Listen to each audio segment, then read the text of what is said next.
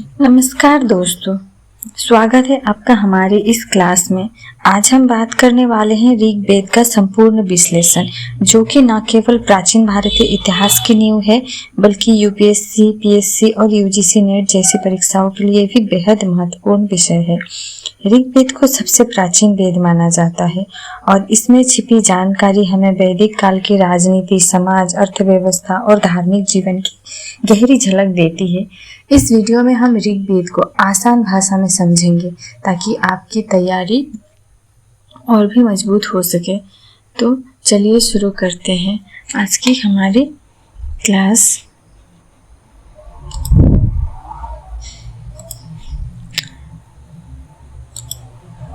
ऋग्वेद में कुल 10 मंडल है।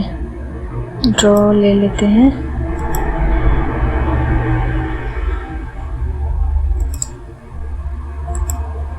ऋग्वेद में कुल 10 मंडल है। कितने मंडल है? 10 मंडल है और 1028 सूक्त है और 10,600 मंत्र है।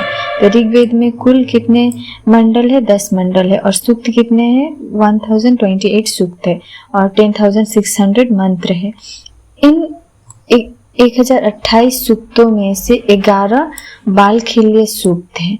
बालखिल्य सूक्त वो होते हैं जो हस्तलिखित प्रतियों में परिशिष्ट के रूप में है, मतलब हस्तलिखित प्रतियों में अभी भी है। बालखिल्य सूक्त 8वें मंडल में है। बालखिल्य सूक्त कितने मंडल में है? 8वें मंडल में है। ऋग्वेद का शाब्दिक अर्थ क्या है? छंदों और चरणों से युक्त मंत्र ऋग्वेद की रचना। ऋग्वेद का शाब्दिक अर्थ क्या है? छंदों और चरणों से युक्त मंत्र और ऋग्वेद की रचना। ऋग्वेद की रचना कब हुई? 1500 ईसा पूर्व से लेकर 1000 ईसा पूर्व के बीच में मानी जाती है कि ऋग्वेद की रचना हुई है। ऋग्वेद का पहला एवं 10वां मंडल, पहला और 10वां मंडल सबसे बाद में जोड़ा गया है। ऋग्वेद का 10वीं मंडल सबसे बड़ा है। ऋग्वेद का 10वीं मंडल क्या है? सबसे बड़ा है और द्वितीय मंडल सबसे छोटा है और सबसे छोटा है द्वितीय मंडल।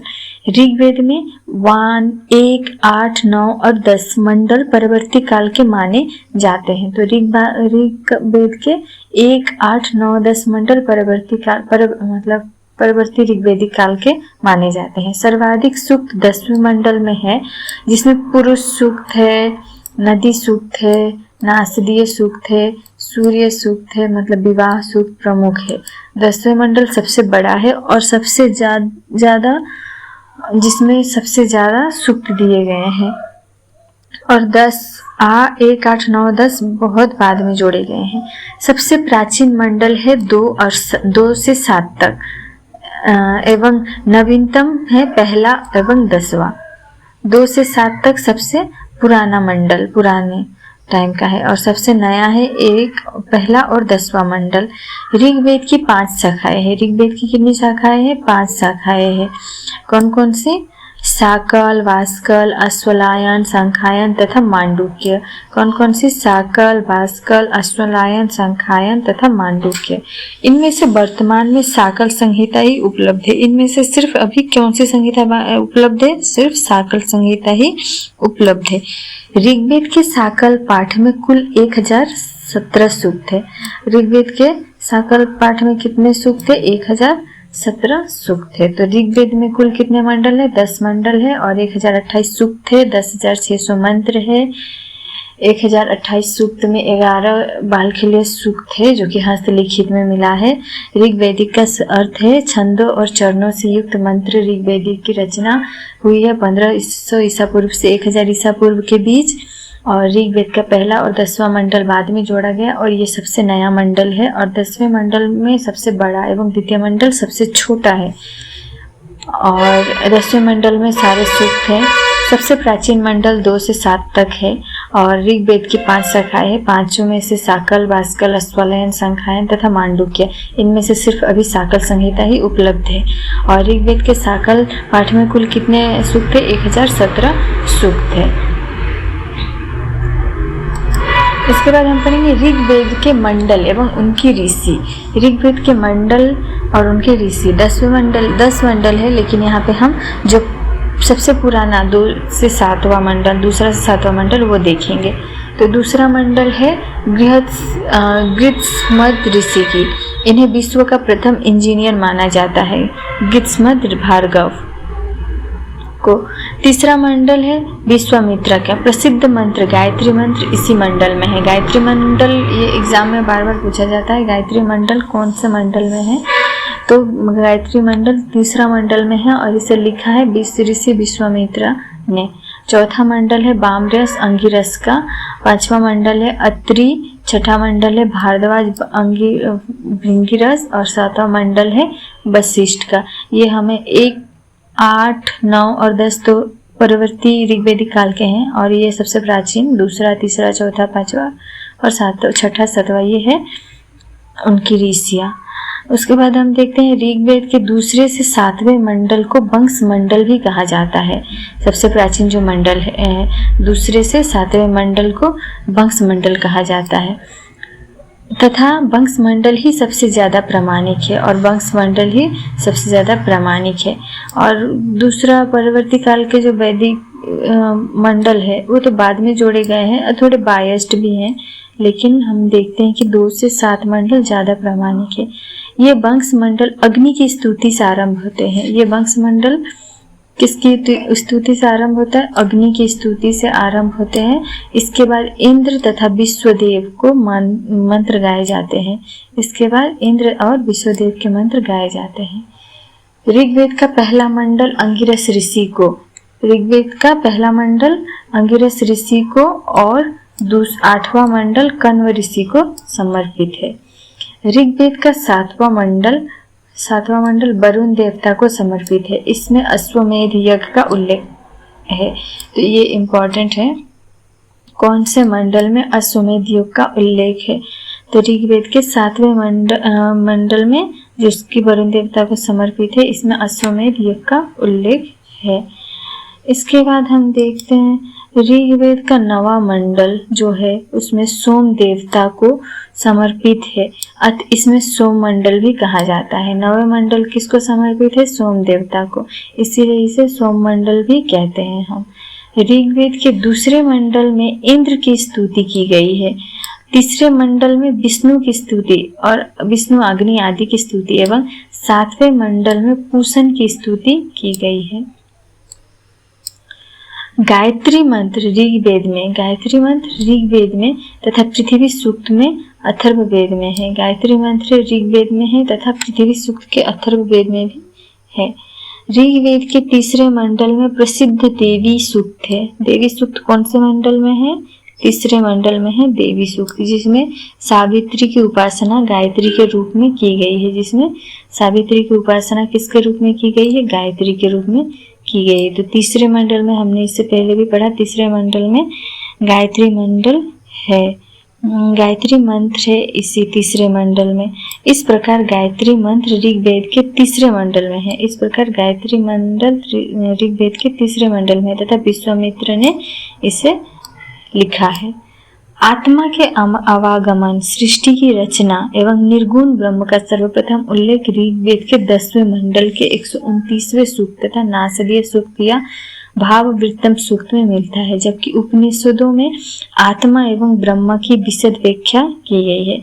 उपनिषद में आत्मा और ब्रह्म की विशद व्याख्या की गई है, लेकिन इसके साथ ही ऋग्वेदिक में हम देखते हैं कि वहाँ भी आत्मा के आवागमन मतलब आने जाने, सृष्टि की रचना और निर्गुण ब्रह्म की उल्लेख है 10वें मंडल में के 129वें सूक्त में, यानी नासदीय सूक्त और भाववृत्तम सूक्त में।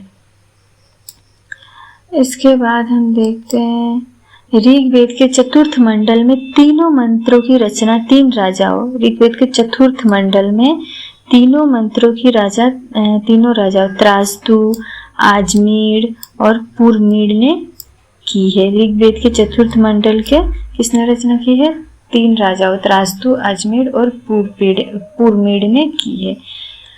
ये क्वेश्चन बार बार आता है, यूपीएससी सिविल सर्विस 1996 में भी आया था। ये लोपामुद्रा, घोषा, सची, पौलमी और कक्षावृत्ति नामक स्त्रियों ने ऋग्वेद की ऋचाओं की रचना की है। ऋग्वेद की ऋचाओं की रचना कौन सी स्त्रियों ने की है? लोपामुद्रा, घोषा, सची, पौलमी और कक्षावृत्ति ने की है। ऋग्वेद में उषा अदिति, सूर्य आदि देवियों का उल्लेख है। उषा सूर्य को ही बोलते हैं, अदिति भी सूर्य को ही बोलते हैं। सूर्य आदि देवियों का उल्लेख हमें कहाँ मिलता है? ऋग्वेद में। ऋग्वेद के एक मंत्र में रुद्र यानी शिव को त्रयंबक कहा गया है। ऋग्वेद के एक मंत्र में रुद्र को क्या नाम दिया गया है? त्रयंबक। या फिर त्रयंबक किसको कहा गया है? शिव को, रुद्र को। ऋग्वेद में ब्रह्मा का उल्लेख नहीं है। ऋग्वेद में ब्रह्मा का उल्लेख नहीं है। लक्ष्मी का उल्लेख सर्वप्रथम ऋग्वेद में ही हुआ है। ब्रह्मा का उल्लेख नहीं है, पर लक्ष्मी का उल्लेख सर्वप्रथम ऋग्वेद में ही हुआ है।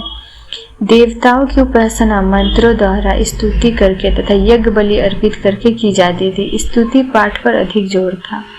ऋग्वेदी लोग अपने देवताओं को संतान, पशु, अन्न और आरोग्य आदि पाने के लिए उनकी उपासना करते थे। ऋग्वेद में वरुण एवं मित्र को हजारों स्तंभों वाले महल में निवास करने का वर्णन किया गया है। तो ऋग्वेद में कौन से देवताओं को हजारों स्तंभ वाले महल में निवास करने का वर्णन किया गया है? वरुण और मित्र को हजारों स्तंभों वाले महल में निवास करने का वर्णन किया गया है। ऋग्वेद के 10वें मंडल में 95वें सूक्त में पुरूरवा, एल तथा उर्वशी का संवाद है। ये आया था यूजीसी नेट में। ऋग्वेद के कौन से मंडल में पुरूरवा और उर्वशी की संवाद है? तो ऋग्वेद के 10वें मंडल में 95वें सूक्त में पुरूरवा तथा उर्वशी का संवाद है। कि ऋग्वेद में किसी सूक्त में कुछ जैन तीर्थंकर के नाम मिलते हैं।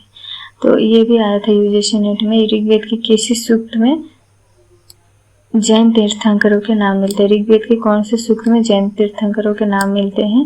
ऋग्वेद के किसी सूक्त में जैन तीर्थंकरों के नाम मिलते हैं। इसके बाद हम देखेंगे ऋग्वेद के 7वें मंडल के 103 सूक्त में मांडूक सूक्त में सोम रस निकालने की प्रक्रिया का वर्णन है। कौन से मंडल में सोम रस निकालने की प्रक्रिया का वर्णन है? तो ऋग्वेद के 7वें मंडल के 103वें सूक्त में अर्थात मांडूक के सूक्त में तथा ऋग्वेदिक शिक्षा पद्धति की भी झलक मिलती है। ये बहुत इंपॉर्टेंट है। मांडूक सूक्त में कौन से सूक्त में सोमरस निकालने की विधि बताई गई है? मांडूक सूक्त में। वो कौन से मंडल में है? 7वें मंडल के 103वें सूक्त में। ऋग्वेद में द्युत क्रिया का वर्णन है। द्युत मतलब जूहा। ऋग्वेद में द्युत क्रिया का वर्णन है। ऋग्वेद के 10वें मंडल में हम देखते हैं 34वें सूक्त में अक्ष सूक्त कहते हैं। इस सूक्त में अक्ष क्रीड़ा अर्थात द्युत क्रीड़ा की निंदा की गई है।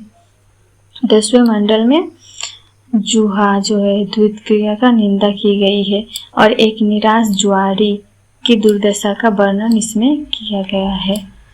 ऋग्वेद के 10वें मंडल का 50वां सूक्त में अर्थात विवाह सूक्त ब्रह्म विवाह से संबंधित है।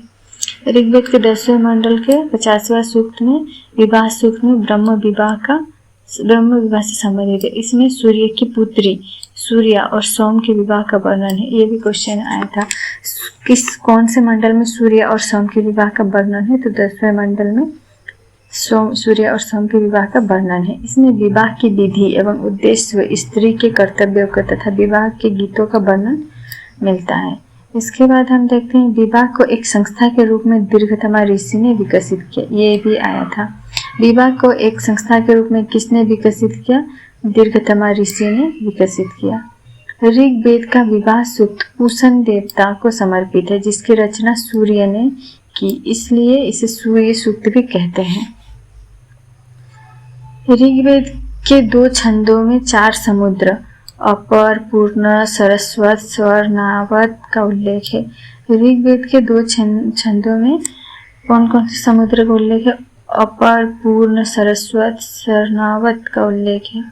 अयोध्या का सर्वप्रथम उल्लेख ऋग्वेद में ही हुआ है।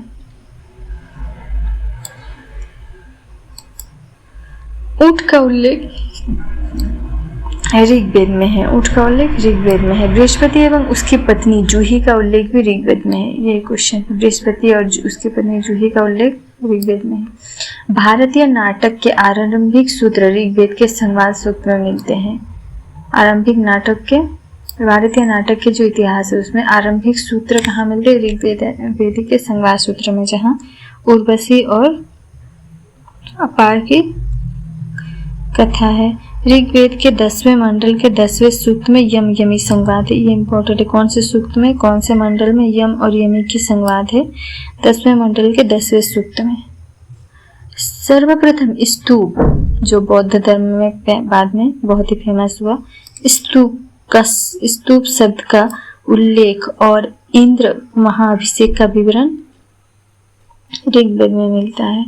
स्तूप और इंद्र महाअभिषेक का विवरण ऋग्वेद में मिलता है। तो ये रहा हमारा आज का ऋग्वेद के ऊपर क्लास। ऋग्वेद के ऊपर सारी इंफॉर्मेशन यहाँ दी गई है। वीडियो आपको पसंद आए तो लाइक शेयर सब्सक्राइब जरूर कीजिए। आज के लिए इतना ही।